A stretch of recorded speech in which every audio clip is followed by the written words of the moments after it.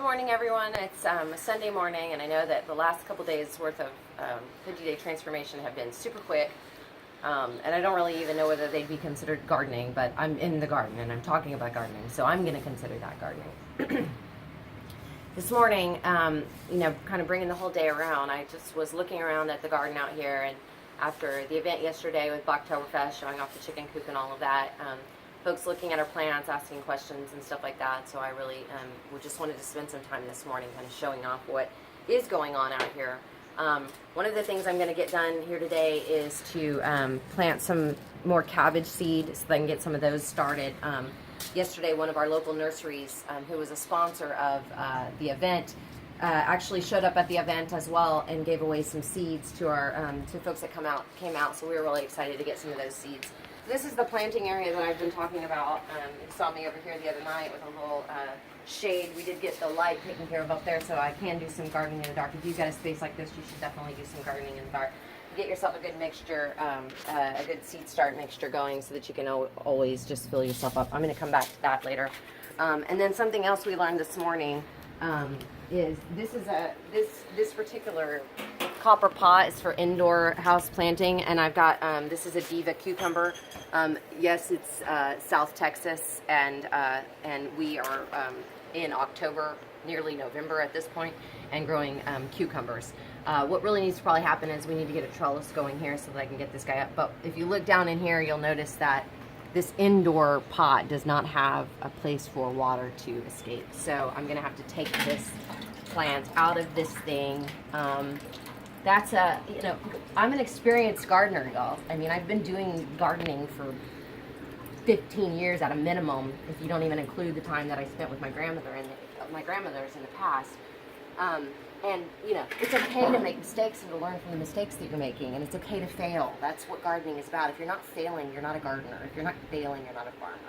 So anyways, then this looks so good. It looks like some almost compost tea type stuff. So I'm going to take it over and dump it in our compost bin.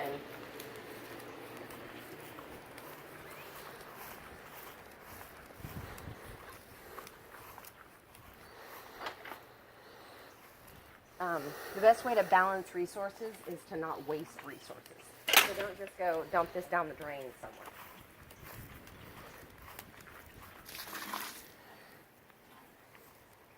I'm sure the chickens will run over here in a minute to try to figure out what I did, and then they'll just start wet. I'm hoping it gets mixed in there.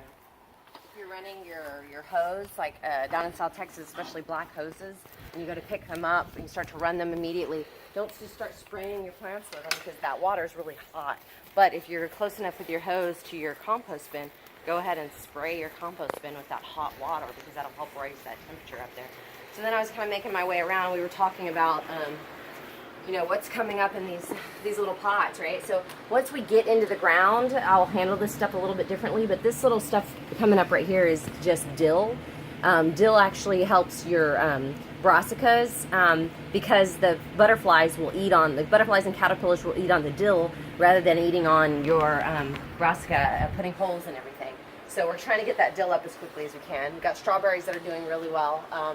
Strawberries have to be babied in deep South Texas in order to have really successful strawberries. I think strawberries have to be babied anywhere, but it's more.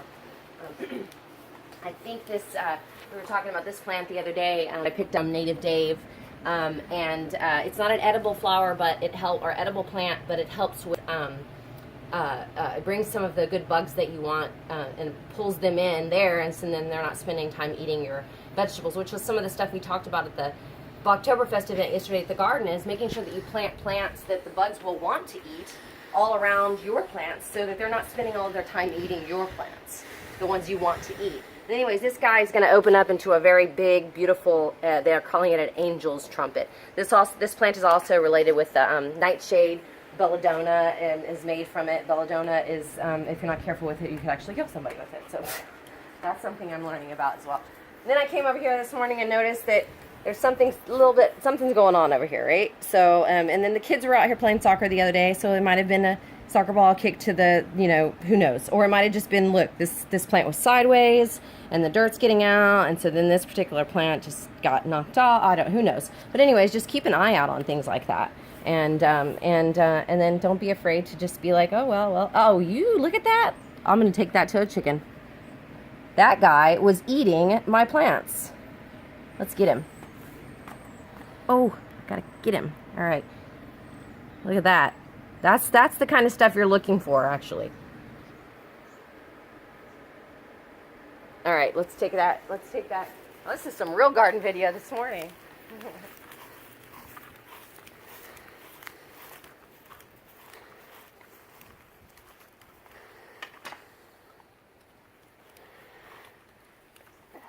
All right, how's the best way to do this, you think? How about if I just do it like this? Hey, you. Oh, yeah. That's Leslie Nope over there, getting herself some grub on. That's what I'm excited to do at the Learning Garden also, is to be able to take a couple chickens out there to help us. You know, they're not like all the ground that we're working with. We're feeding them protein, and they're eating the bugs that are eating our vegetables. So, all right. So that was some really good fun gardening talks this morning. I am going to also start really paying a lot more attention over here to what's going on. This whole thing was planted with leeks, and I haven't seen any leeks yet. But I'm an eye on it, so hopefully those seeds were good and that well, and those will eventually come up. Black sapote were planted about 5 or 6 days later, so I'm still not unhappy with that those aren't peaking up yet. This stuff was all planted at the same time as this. I'm not 100% sure what these seeds all were, because they were in packages that were not labeled from a seed tray type of thing. They were definitely some kind of either root, like a radish or a turnip, or they were some kind of brassica. So I'm keeping an eye out on that to see what they end up with. I'm going to have to break them up, of course, and spread them out. So these will probably go over to the Learning Garden, because we don't have our garden yet ready for herb plants. Excuse me, not herb plants, root plants. Over here what I have is moringa, and then some peach pits that I put in to see what would happen. So I'm really hopeful for that moringa. I really want to get some of those trees. I know a lot of people want them as well, but I haven't given up yet. Trees take a little longer. And you can see here my dill coming up all over the place in these.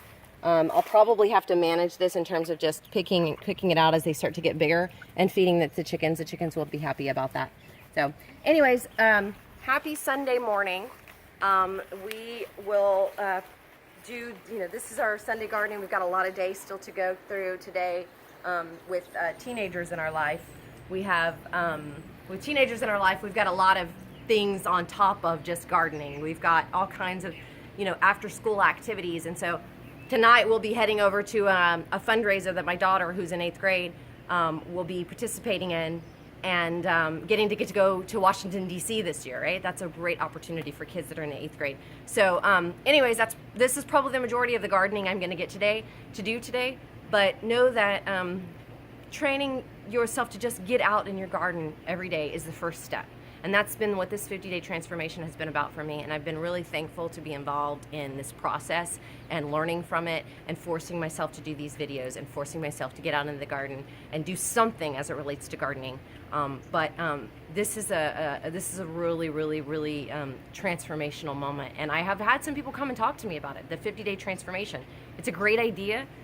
You decide what it is that's the thing that you need to change about yourself, or the new thing that you want to implement in your lifestyle.